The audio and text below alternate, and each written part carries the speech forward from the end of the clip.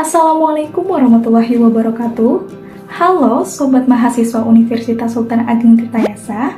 Perkenalkan, nama saya Fatika Andaristi. Saya dari Fakultas Ekonomi Bisnis, jurusan S1 Manajemen dengan NIM 55512200024. Nah, di sini saya akan membahas atau menyampaikan materi terkait etika bisnis dalam sistem pasar. Nah, biasanya kita selalu mengkaji tentang etika bisnis di dalam suatu perusahaan. Nah, kali ini kita berbeda dengan hal itu, teman-teman. Kita bakalan bahas apa saja sih etika yang bisa kita lakukan di dalam suatu pasar atau sistem pasar. Penasaran dengan etikanya apa saja? Yuk, kita bahas. Oke, baik teman-teman, tadi kan kita sudah sebut ya, bahwasannya hari ini kita bakalan bahas tentang etika bisnis dalam sistem pasar. Nah, apa saja sih yang bakalan kita bahas pada materi ini? Nah, jadi saya merangkum 2 poin. Yang pertama itu adalah pengertian dari etika pasar, dan yang kedua itu adalah etika di dalam sistem pasar. Nah, kita lanjut saja ke materi yang pertama atau poin yang pertama. Nah, poin yang pertama itu adalah pengertian dari etika pasar. Tapi sebelum kita masuk ke pengertian etika pasar, kita lebih dahulu gitu ya. Apa itu pasar? Apa itu etika? Dan jika digabungkan apa sih pengertiannya? Ya, selanjutnya yang pertama ada pasar. Nah, kalau disebutkan kata pasar nih teman-teman, apa sih yang ada dalam pikiran kalian? Pasti jual beli, betul banget teman-teman. Kemudian bertemunya antara penjual dan pembeli, betul banget sih teman-teman. Nah, lalu bagaimana secara sederhananya pengertian dari pasar? Ya, jadi pasar itu adalah tempat bertemunya penjual dan pembeli untuk melakukan transaksi jual beli barang dan jasa. Nah, itu adalah pengertian pasar. Selanjutnya adalah pengertian etika. Nah, etika ini selalu berhubungan dengan tata aturan, kemudian tata kelakuan. Nah, nilai moral, betul banget teman-teman. Jadi etika itu dapat diartikan sebagai aturan atau sekumpulan aturan, tata kelakuan, nilai, moral, serta pedoman yang tidak tertulis, yang diterapkan dan disepakati oleh masyarakat. Gitu teman-teman. Lalu jika digabungkan, etika pasar itu apa sih? Ya, jadi etika pasar itu dapat diartikan sebagai nilai-nilai, norma-norma, moral, serta berperilaku khusus di dalam bidang bisnis yang terkandung dalam pasar. Nah, itu adalah pengertian dari etika pasar, dan etika. Nah, udah tahu kan sekarang? Lanjut aja yuk, kita masuk ke poin yang kedua. Simak ya teman-teman. Oke, tadi kan kita sudah selesai gitu ya. Kita sudah mengenal apa itu etika pasar, apa itu etika. Selanjutnya adalah di poin yang kedua adalah etika sistem pasar, etika di dalam sistem pasar. Nah, ngomong-ngomong soal sistem pasar, buat teman-teman nih yang di semester 1 pasti sudah belajar dong tentang mata kuliah pengantar ilmu ekonomi, bukan? Ya, di pengantar ilmu ekonomi ini kalian pasti belajar tentang sistem pasar, di mana sistem pasar ini terdiri dari seperti pasar monopoli, kemudian pasar persaingan sempurna, dan pasar oligopoli. Nah, betul banget sih teman-teman, hari ini kita bakalan bahas tentang pasar tersebut. Lalu bagaimana sih etika di dalam pasar tersebut? Wah, seru banget nih teman-teman. Yuk kita langsung aja ke pasar yang pertama, yaitu adalah pasar monopoli. Ya, jadi di pasar monopoli ini kalau misalnya disebutkan itu adalah pasar yang hanya ada satu perusahaan saja. Ya, pasti teman-teman sudah tahu itu semua ya. Ya, kalau secara sederhana, pasar monopoli itu adalah pasar yang hanya ada satu perusahaan saja, di mana pasar ini menghasilkan barang yang tidak mempunyai barang yang sangat dekat atau yang tidak mempunyai barang yang sangat mirip gitu. Nah, contoh dari pasar monopoli ini apa sih Kak? Ya, jadi contohnya itu adalah yang pertama ada PT KAI, yaitu Kereta Api Indonesia. Kemudian ada PT Pertamina, ya. Kemudian yang ketiga ada PAM, perusahaan air minum. Kemudian ada PLN, perusahaan listrik negara. Dan masih ada beberapa lainnya perusahaan yang bergerak di bidang pasar monopoli, gitu teman-teman. Oke, Oke, selanjutnya bagaimana sih etika di dalam pasar monopoli? Nah, di sini ada 5 poin ya teman-teman. Yang pertama adalah penjual harus memberikan harga yang terjangkau. Nah, maksud di sini seperti apa? Ya berarti penjual harus memberikan harga yang relatif dijangkau oleh para konsumen, baik itu kalangan masyarakat bawah, kalangan masyarakat menengah, maupun kalangan masyarakat atas. Nah, jadi tadi kan sudah disebutkan ya, bahwasannya pasar monopoli itu adalah pasar yang hanya ada satu perusahaan saja. Otomatis para konsumen hanya membeli pada perusahaan itu saja. Dan lebihnya lagi, pasar monopoli itu merupakan pasar yang tidak mempunyai barang pengganti yang sangat dekat. Berarti penjual harus memberikan harga yang relatif murah kepada para konsumen. Nah, apabila para penjual menjual dengan harga yang relatif mahal, akibatnya seperti apa? Ya, akibatnya adalah para konsumen akan membeli produk tersebut di pasar gelap atau yang tidak resmi gitu teman-teman. Nah, kemudian yang kedua adalah pasar monopoli harus memperhatikan ketersediaan sumber daya alam. Nah, tadi kita sudah disebutkan ya, bahwasannya pasar monopoli itu adalah pasar yang hanya ada satu perusahaan saja. Otomatis hanya ada satu produsen saja. Maka dari itu produsen harus pintar mengelola sumber daya alam yang ada. Sehingga apa? Sehingga sumber daya alam ini bisa dipakai di masa sekarang dan di masa yang akan datang tanpa perlu khawatir sumber daya alam tersebut akan habis gitu teman-teman.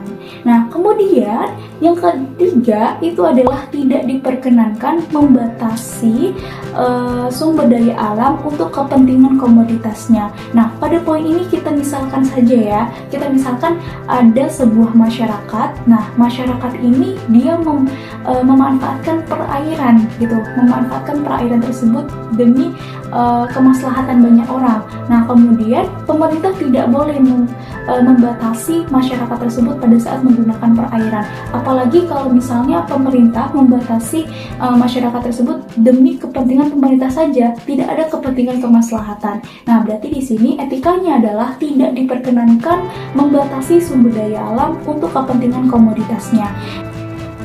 Yang keempat adalah pasar monopoli harus memperhatikan keadilan kapitalis. Maksudnya seperti apa? Nah, secara sederhana keadilan kapitalis ini antara harga dengan barang harus worth it gitu teman-teman.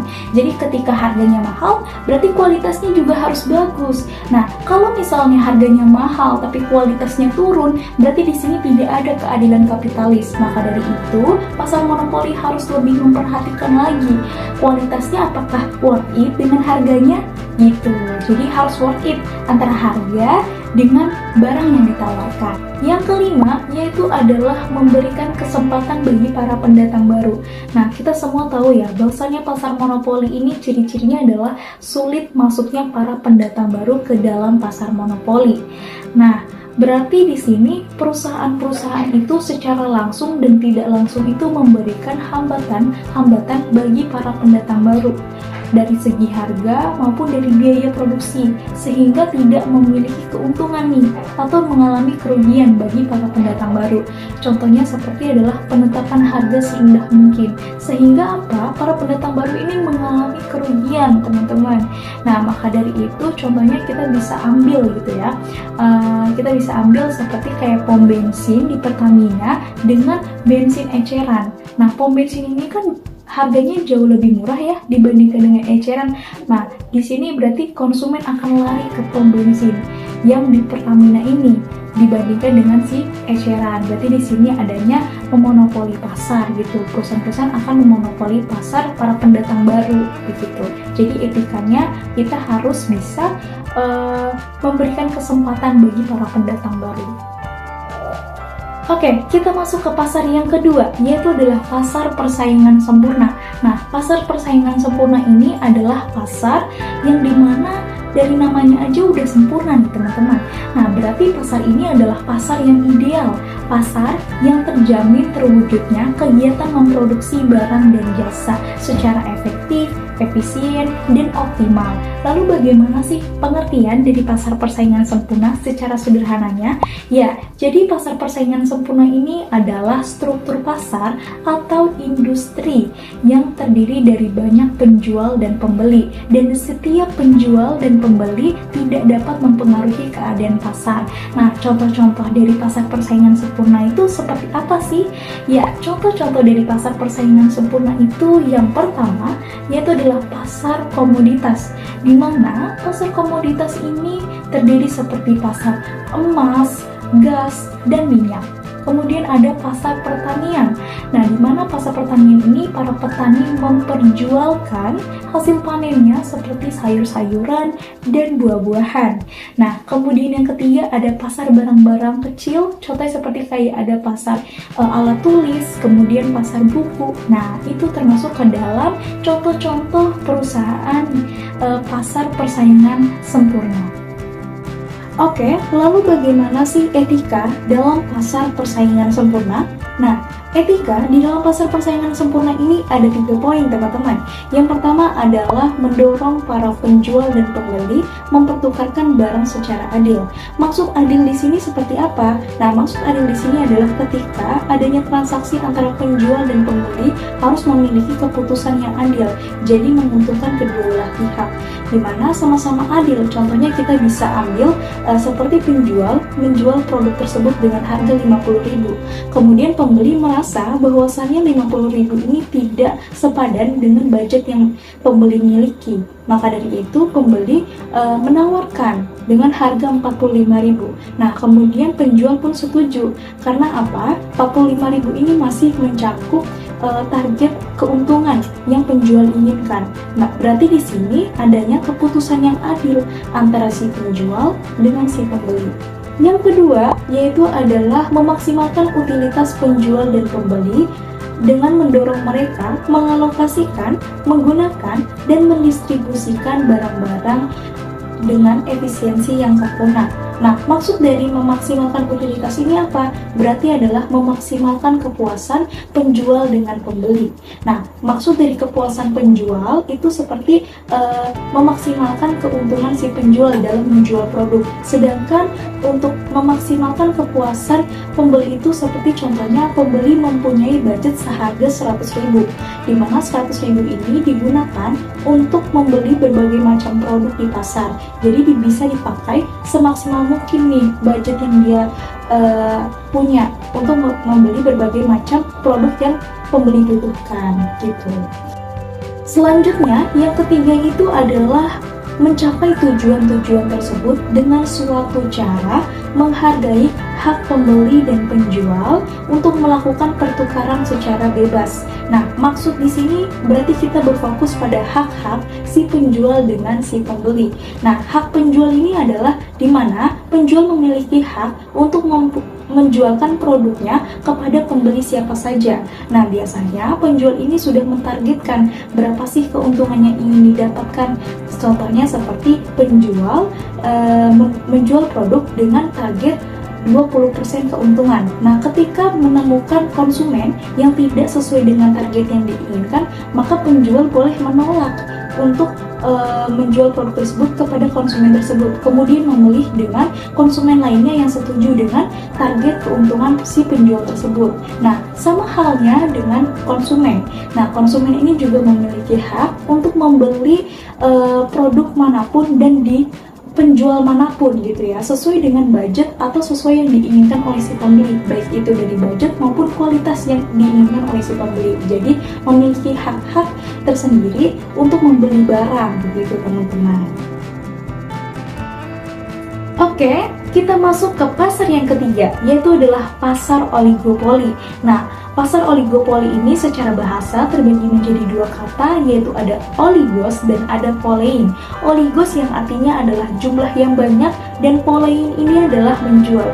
Berarti kalau secara bahasa, pasar oligopoli itu adalah menjual dalam jumlah yang banyak. Lalu bagaimana sih pengertian pasar oligopoli dalam segi ekonomi gitu ya? Jadi pasar oligopoli adalah jenis pasar di mana hanya terdapat beberapa produsen saja untuk menyediakan keperluan pembeli yang banyak di pasar. Lalu bagaimana dengan contoh-contoh pasar oligopoli? Nah, contohnya ini seperti industri semen, kemudian industri kendaraan bermotor, industri rokok, layanan telekomunikasi, dan jasa penerbangan. Selanjutnya, bagaimana sih etika di dalam pasar oligopoli? Nah, etika di dalam pasar oligopoli ini adalah hal-hal yang saya sebutkan tidak etis atau hal-hal yang tidak boleh dilakukan di dalam pasar oligopoli. Hal-hal yang harus dihindari dalam pasar oligopoli. Nah, di sini ada 3 poin ya teman-teman. Yang pertama adalah perjanjian eksplisit. Nah, perjanjian eksplisit ini adalah perjanjian yang dilakukan oleh perusahaan-perusahaan yang memiliki bisnis yang sama, di mana manajer perusahaan tersebut membuat sebuah rapat secara bersama-sama, di mana rapat tersebut menghasilkan perjanjian seperti penetapan harga. Nah, jadi para perusahaan ini memakai harga yang sama. Apabila harganya mahal, maka itu dapat merugikan para konsumen, karena pasar oligopoli ini jarang memikirkan para konsumen gitu. Nah, kemudian yang kedua adalah diskriminasi harga. Nah, jadi diskriminasi harga ini ketika para konsumen biasanya dengan harga 50.000, kemudian ada konsumen yang spesial nih, dia dijadikan dengan harga 45.000. Berarti di sini ada diskriminasi harga antara konsumen satu dengan konsumen lainnya. Nah, kemudian yang ketiga itu adalah manipulasi persediaan. Jadi para pasar oligopoli atau perusahaan-perusahaan ini menimbun persediaan tersebut sehingga barang tersebut menjadi langka. Akibatnya apa? Di sini ada kesempatan para perusahaan untuk menaikkan harga. Padahal persediaan itu lancar-lancar saja, tetapi ditimbun oleh perusahaan tersebut yang mengakibatkan kerugian pada konsumen yang seharusnya harganya normal karena ditimbun menjadi harganya naik. Gitu teman-teman. Kemudian penetapan harga eceran sama dengan konsep yang tadi saya sebutkan, bahwa asalnya di penetapan harga. Kemudian ada perjanjian inklusif atau terkait. Ya, tadi itu adalah perjanjian yang dilakukan bersama-sama atau memiliki kerjasama antara perusahaan lain tapi bisnisnya tetap sama gitu ya. Nah, kemudian yang kedua adalah perjanjian tersembunyi. Perjanjian tersembunyi ini adalah perjanjian yang dilakukan oleh perusahaan, di mana perjanjian ini biasanya dilakukan tanpa sepengetahuan para konsumen. Jadi tidak memikirkan bagaimana si konsumen membeli produk tersebut gitu, apakah bisa gitu. Nah, di mana perusahaan-perusahaan oligopoli ini mengatakan bahwasannya ketika menurunkan harga dapat merugikan perusahaan. Padahal bukan seperti itu ya teman-teman. Seharusnya para wirausahaan itu harus bisa memberikan harga yang relatif murah, tetapi kegiatan produksinya tuh lancar. Begitu kan teman-teman. Tetapi para produsen di pasar oligopoli ini menganggap bahwasanya ketika menurunkan harga itu dapat merugikan perusahaan. Kemudian yang ketiga itu adalah suap. Nah, suap ini merupakan hal yang tidak etis atau hal yang perlu dihindari dalam pasar oligopoli. Nah, jadi contohnya seperti pasar A di dalam kawasan A. Kemudian tiba-tiba pasar B ingin masuk ke kawasan A ini. Nah, kemudian pasar A ini menyogok pemerintah untuk menyulitkan pasar B ini masuk ke dalam kawasan. Jadi pemerintah menyulitkan izin sehingga adanya hambatan-hambatan karena ada proses penyuapan di belakang tersebut, sehingga ini merupakan hal-hal yang tidak etis di dalam pasar oligopoli. Begitu teman-teman, jadi ada 3 poin yang perlu dihindari di dalam pasar oligopoli. Nah, itu dia adalah etika-etika di dalam sistem pasar. Sekarang udah tahu dong bagaimana etika yang harus dilakukan di dalam sistem pasar. Nah, itu dia penyampaian dari materi saya. Kurang lebihnya mohon maaf. Sampai jumpa lagi Sobat Mahasiswa Universitas Sultan Ageng Tirtayasa. Wassalamualaikum warahmatullahi wabarakatuh.